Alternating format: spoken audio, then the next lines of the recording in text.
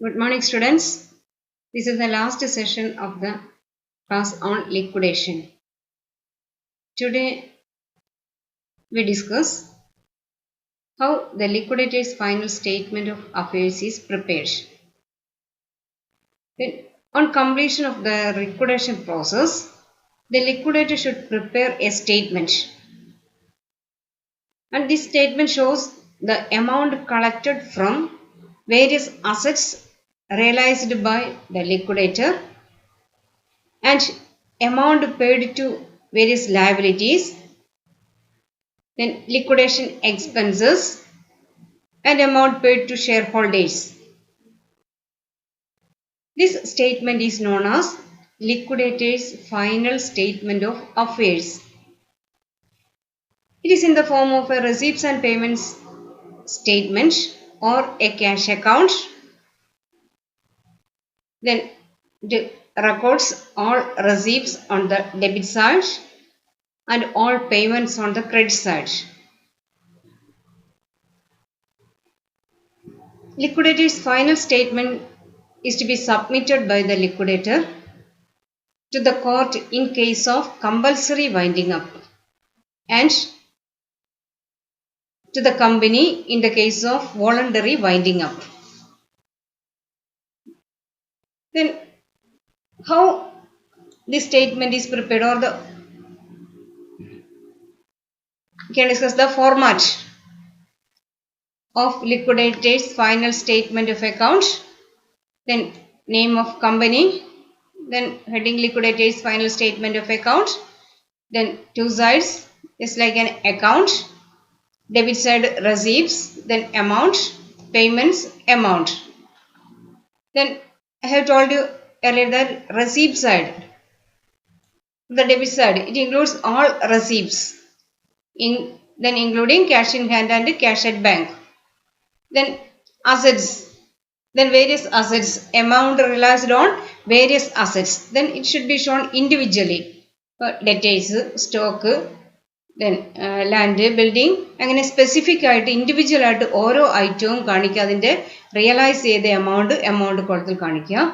Then next surplus amount received from secured creditors, അതായത് secured ക്രെഡിറ്റേഴ്സിൽ നിന്ന് അവർക്ക് കൊടുത്തതിന് ശേഷം അവരുടെ ക്ലെയിം സെറ്റിൽ ചെയ്തതിന് ശേഷം സർപ്ലസ് എമൗണ്ട് ഉണ്ടെങ്കിൽ ആ സർപ്ലസ് എമൗണ്ട് ഡെബിറ്റ് ചെയ്യുക. ദെൻ കോൾസ് ഫ്രം ഷെയർസ്, അതായത് unpaid partly paid up shares ആണെങ്കിൽ എന്തെങ്കിലും കോൾസ് വിളിച്ചിട്ടുണ്ടെങ്കിൽ ആ കോൾ എമൗണ്ട് കളക്ട് ചെയ്തും ഡെബിറ്റ് ചെയ്യുക.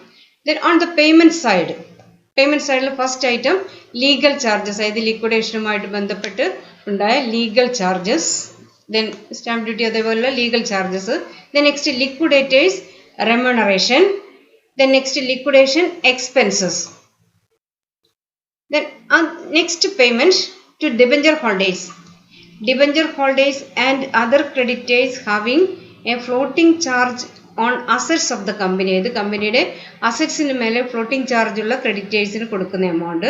ദെൻ നെക്സ്റ്റ് ക്രെഡിറ്റേഴ്സ് ആണ്, അതിൽ പ്രിഫറൻഷ്യൽ ക്രെഡിറ്റേഴ്സും other unsecured ക്രെഡിറ്റേഴ്സും.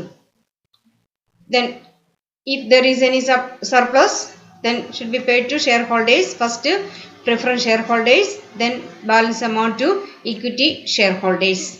Then this is the form of liquidator's final statement of account. Then one more topic is there, then that is liquidator's remuneration. Then liquidator is entitled to a remuneration as a certain percentage of assets realized by him. അതായത് ലിക്വിഡേറ്ററുടെ remuneration compute ചെയ്യുമ്പോൾ remuneration എന്ന് പറയുന്നത് അയാൾ realise ചെയ്ത അസറ്റ്സിന് എത്രയാണോ amount കിട്ടിയത് ആ എമൗണ്ടിൻ്റെ മേലെ ഒരു സർട്ടൻ പെർസെൻറ്റേജ് ആയിരിക്കും ലിക്വിഡേറ്ററുടെ remuneration. Then such realization does not include cash in hand and cash at bank unless otherwise stated. അതായത് പ്രത്യേകമായിട്ട് പറഞ്ഞിട്ടില്ല എങ്കിൽ റിയലൈസേഷനിൽ ക്യാഷ് ഇൻ ഹാൻഡും ക്യാഷ് അറ്റ് ബാങ്കും നിങ്ങൾ ഇൻക്ലൂഡ് ചെയ്യേണ്ട. ദെൻ അതുകൂടി ഇൻക്ലൂഡഡ് ആണെന്ന് പറഞ്ഞാൽ cash in hand and cash at bank, then plus amount realised on sale of assets, ഇതിൻ്റെ മേലെ ഒരു നിശ്ചിത ശതമാനമായിരിക്കും liquidated remuneration. Then in case of assets specifically pledged, ഇപ്പോൾ സ്പെസിഫിക്കലി പ്ലെഡ്ജ്ഡ് അസറ്റ്സ് റിയലൈസ് ചെയ്യുന്ന ലിക്വിഡേറ്റർ ആയിരിക്കില്ല, then ആരാണ് ക്രെഡിറ്റേഴ്സ് ആയിരിക്കും റിയലൈസ് ചെയ്യുന്നത്. But the liquidator has to collect the surplus amount. അപ്പോൾ അത് സെക്യൂരിറ്റീസ് റിയലൈസ് ചെയ്തിട്ട് അവരുടെ എന്തെങ്കിലും സർപ്ലസ് എമൗണ്ട് കളക്ട് ചെയ്യാനുണ്ടെങ്കിൽ ആ സർപ്ലസ് എമൗണ്ട് കളക്ട് ചെയ്യുന്ന ലിക്വിഡേറ്റർ ആണ്. അപ്പോൾ liquidator is also entitled to commission on the amount realise surplus amount realised from the secured assets. Then ഇത് അസറ്റ്സിന്റെ റിയലൈസ് ചെയ്ത എമൗണ്ട് കൂടാതെ sometimes the liquidator is also entitled to a commission on certain percentage of amount paid to unsecured creditors. അത് unsecured ക്രെഡിറ്റേഴ്സിന് കൊടുക്കുന്ന amount എത്രയാണോ അതിൻ്റെ ഒരു നിശ്ചിത ശതമാനം കൂടി ലിക്വിഡേറ്റർക്ക് കമ്മീഷൻ ഉണ്ടാവും. Then unsecured creditors including preferential creditors. Then പ്രത്യേകം നിങ്ങളോട് പറയുന്നില്ല എങ്കിൽ അൺസെക്യൂർഡ് ക്രെഡിറ്റേഴ്സ് എന്ന് പറഞ്ഞാൽ അതിൽ പ്രിഫറൻഷ്യൽ ക്രെഡിറ്റേഴ്സ് അടക്കമുള്ള അൺസെക്യൂർഡ് ക്രെഡിറ്റേഴ്സ് ആണ്. ദെൻ അല്ലെങ്കിൽ പ്രിഫറൻഷ്യൽ ക്രെഡിറ്റേഴ്സ് എടുക്കണ്ട എന്നുണ്ടെങ്കിൽ ക്വസ്റ്റ്യൻ നിങ്ങളോട് സ്പെസിഫിക് ആയിട്ട് പറഞ്ഞിട്ടുണ്ടാവും. ദെൻ ഇപ്പോൾ നമുക്കറിയാം അൺസെക്യൂർഡ് ക്രെഡിറ്റേഴ്സിന് കംപ്ലീറ്റ് ആയിട്ട് കൊടുക്കാനുള്ള എമൗണ്ട് ഇല്ല എങ്കിൽ, അതായത് amount available is sufficient to make full payment to secured creditors. അതായത് സെക്യൂർഡ് ക്രെഡിറ്റേഴ്സിന് ഇപ്പം 5 lakh കൊടുക്കാനുണ്ട്, ആ 5 lakh കൊടുക്കാനുള്ള ഫണ്ടും കമ്പനിയിൽ ഉണ്ടെങ്കിൽ, ലിക്വിഡേറ്റർ കൈവശം ഉണ്ടെങ്കിൽ ലിക്വിഡേറ്റർ റെമുനറേഷൻ കാണുന്നത് ആ amount due to unsecured creditors into percentage of commission divide by 100. Suppose 5 lakh ആണ് അൺസെക്യൂർഡ് ക്രെഡിറ്റേഴ്സിന് കൊടുക്കാനുള്ളത്, 2% ആണ് ലിക്വിഡേറ്റർ കമ്മീഷൻ ധരിക്കുക. ദെൻ ഈ 5 lakh കൊടുക്കാനുണ്ടെങ്കിൽ 5 lakh into 2/100.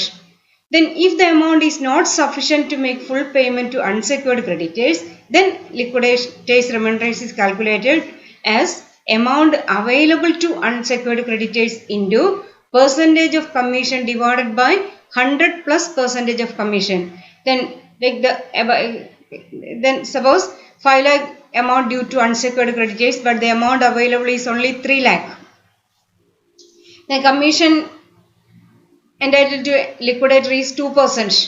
Then his commission is calculated as 3 lakh into 2 divided by 102. Then liquidators remuneration കാണാം. liquidators remuneration liquidators final statement of accountൽ മൂന്നാമത്തെ item ആയിരിക്കും. Then ഇതോടെ ലിക്വിഡേഷൻ എന്നുള്ള ചാപ്റ്റർ കംപ്ലീറ്റ് ആയി. പക്ഷെ liquidators final statement of account നമുക്ക് prepare ചെയ്യണം. നിങ്ങളുടെ ടെക്സ്റ്റിൽ ഫൈനൽ സ്റ്റേറ്റ്മെൻറ്റ് ഓഫ് അക്കൗണ്ട് ധാരാളം ക്വസ്റ്റ്യൻസ് സോൾവ് ചെയ്തിട്ടുണ്ട്. ആ ക്വസ്റ്റ്യൻസ് നിങ്ങൾ സോൾവ് ചെയ്യുക. ദെൻ എക്സാമിന് അധികവും ചോദിക്കുക liquidators final statement of account ആണ്. ലിക്വിഡേഷനിൽ എന്തായാലും ക്വസ്റ്റ്യൻസ് ഉണ്ടാവും. അതുകൊണ്ട് ലിക്വിഡേഷൻ എന്നുള്ള ചാപ്റ്റർ മനസ്സിലായിട്ടുണ്ടാകുമെന്ന് ഞാൻ വിശ്വസിക്കുന്നു. ദെൻ ക്വസ്റ്റ്യൻസ് ചെയ്യാം. Thank you.